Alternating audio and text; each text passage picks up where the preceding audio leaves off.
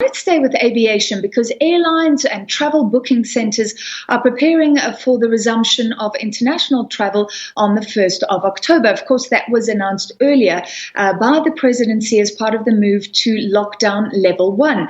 There are restrictions, though. Countries may be excluded from the permissible list if they have high COVID-19 infections, and only certain ports and the major international airports may be used. Let's discuss now. We're joined by Flight Centre by the MD for MiddleEast and Africa, Andrew Stark. Mr. Stark, thank you for being with us.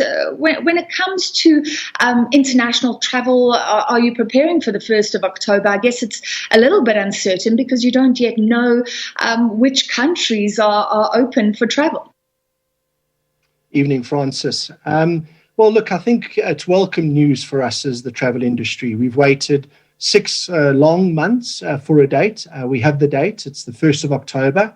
And the good news is we've got something to work towards. So, yes, we've been working hard behind the scenes over the last couple of days, trying to logistically get our business ready for the eventuality of international travel opening up on the 1st of October. So we welcome the news. The President certainly exceeded my expectations. I initially thought it was only going to be business essential travel that opened up, and it landed up being business and leisure travel effective 1 October. Yeah. Can you gauge what sort of demand there'll be right now? One concern is that a lot of people losing their jobs or losing some of their income, maybe not able to fly even if they want to. Absolutely. We've worked on statistics that our market that we had before COVID has been halved post-COVID. So we know our market's 50% less.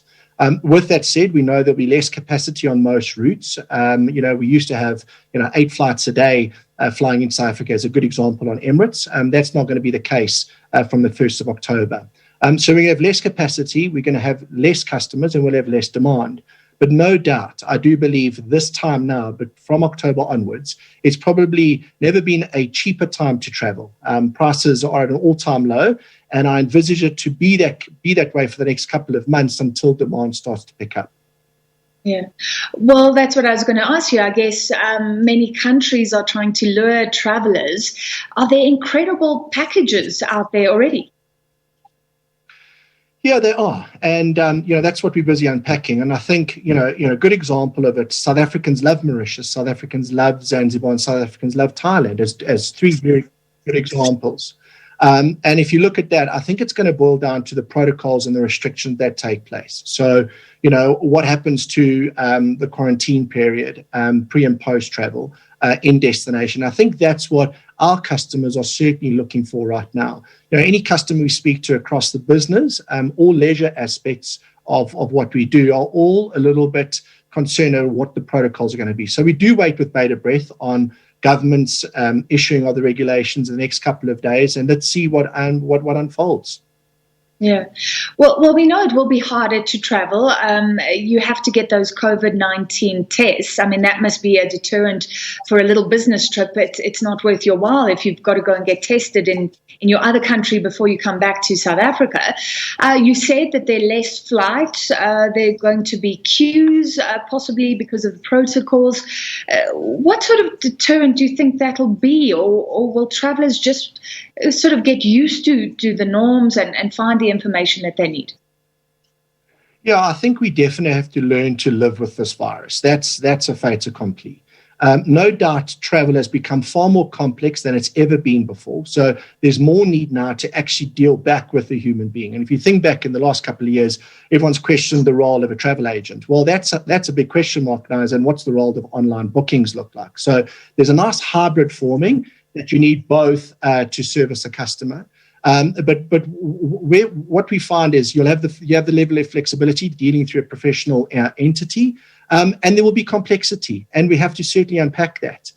But quarantine restrictions are going to be, I think, the catalyst of whether you're going to go, jump on that flight in 3-4 weeks' time or you're not.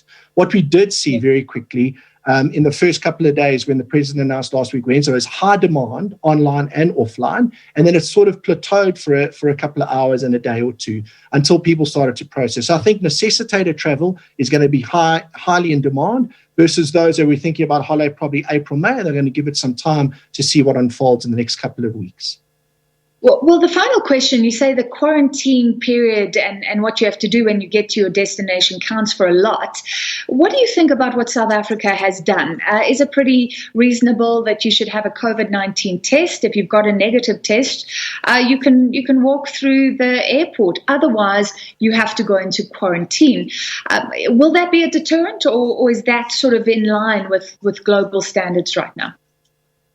Yeah, it's probably best practice globally, to be honest. I mean, a good example of a country that's really managing the pandemic very well is France. They've opened up their borders, business and leisure travels, at 40% levels of prior year.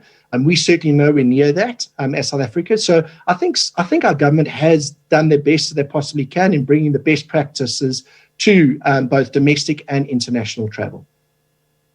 All right, thank you so much for your time, Andrew Stark, Flight Centre Managing Director, Middle East and Africa. And we'll wait for that list of countries. Given what's happening in Europe, it may exclude many of those European countries, but others open for business. Now, in other business news, South Africa's economy almost canceled the initial hard lockdown. Thanks for the invite. Take care. Will show the extent of the recovery. The Reserve Bank will release the lead indicator for July tomorrow. Now, with the easing of restrictions allowing for more business activity, it's expected the indicator will point to more activity over the next 6 months. Remember, this indicator looks quite far ahead. Stats SA data released today, meanwhile, shows that the tourism sector continued to take a beating in July on the back of those restrictions. Total income for the tourist accommodation industry decreased by more than 88% in July compared to the same time last year. Income from accommodation decreased by over 90% year on year in July.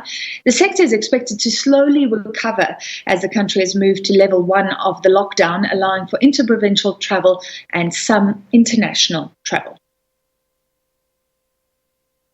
Right, with that, let's take a look at how the market performed today. Here's a look at your main financial